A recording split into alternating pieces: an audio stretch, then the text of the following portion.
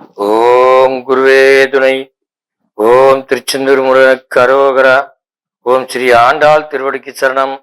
நம சிவாய நம. சிவாய நம. அனைவருக்கும் வணக்கம்.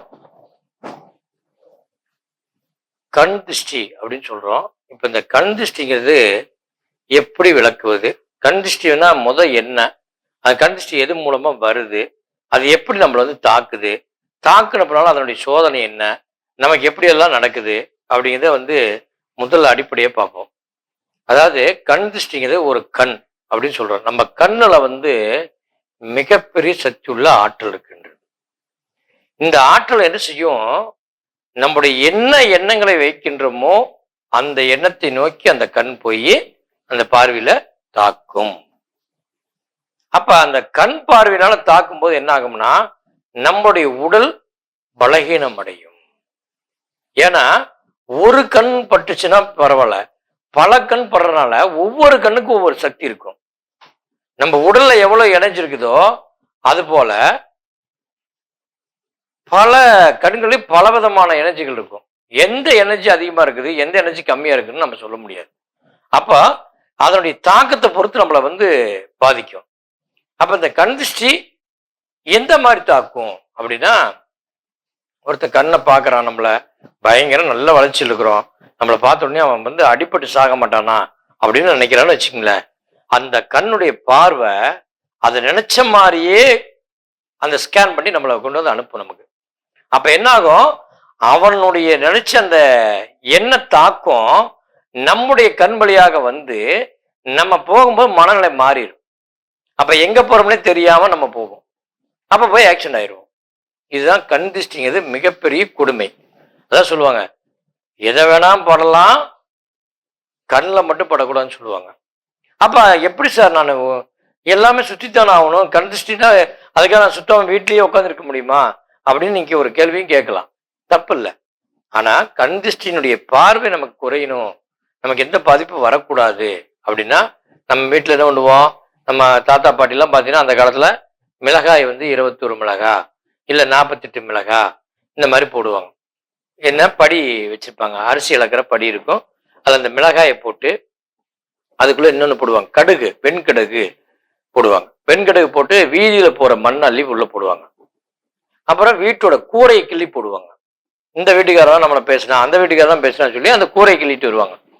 அப்ப இதெல்லாம் போட்டு இந்த மிளகாயோடு சேர்ந்து நம்முடைய தலையை சுத்தும் பொழுது இந்த கண்ணில் இருக்கக்கூடிய ஸ்கேன் பண்ண பவரை அந்த மிளகாய் இழுத்துக்கொள்ளும்.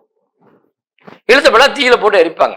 அப்ப அந்த திருஷ்டி விலகும் அப்படிங்கிறது ஒரு மிகப்பெரிய உண்மை. இல்ல இருந்தாலும் எனக்கு எப்படி அப்படின்னா, நீங்க ஒண்ணும் செய்ய வேண்டாம். சிம்பிளா நான் சொல்லித்தரேன்னே. நம்மளுடைய நீர் பூசணிக்காய் இருக்குல்ல, தர்பூசணின்னு சொல்லுவோம்ல, அதுல வெள்ளை பூசணி. அந்த வெள்ளை பூசணியில சிகப்பு உள்ள தொடவி நம்ம அதை தலையை சுற்றி நம்ம உடைக்கலாம். அதுலயும் அந்த திருஷ்டி விலகும். இதெல்லாம் கூட வேற விதத்துல எப்படி சார் நம்ம நீக்கிறது அப்படின்னா, தியானத்து மூலமாகவும் கண் திருஷ்டியை நீக்கலாம். அப்ப தியானம்னா இதுல என்ன ஒரு வகையா இருக்கு அப்படின்னா, கண் திருஷ்டிக்குன்னு ஒரு பயிற்சி இருக்குது. அந்த பயிற்சி எடுக்கும் பொழுது உங்களுக்கு கண் திருஷ்டி முற்றிலுமாக நீங்கும்.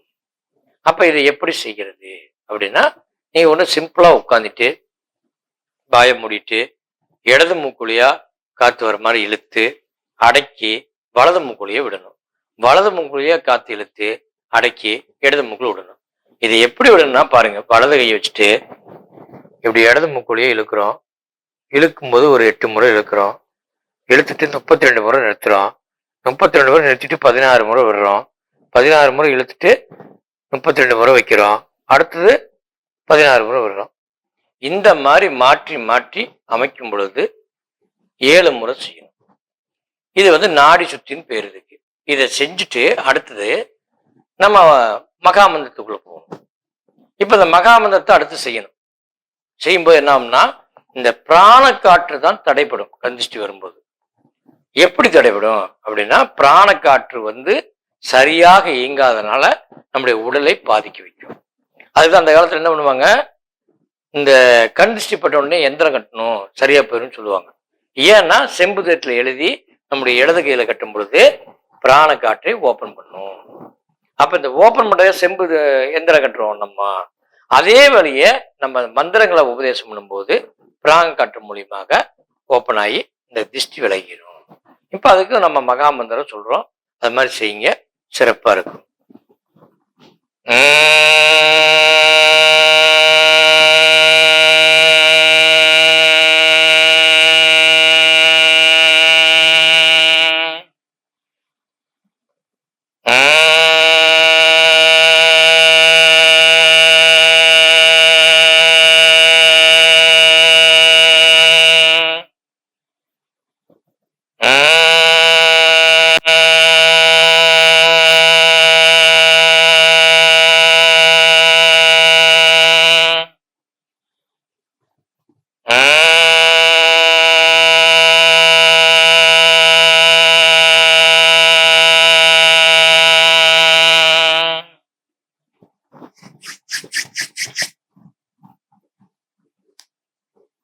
இந்த மாதிரி ஒரு 5 முறை பண்ணக்கூடியதை ஒரு நாளைக்கு 21 முறை நீங்க செஞ்சுட்டு நீங்க கிளம்புனீங்க அப்படின்னா இந்த கண் திருஷ்டியுடைய பார்வை உங்களை நெருங்காது.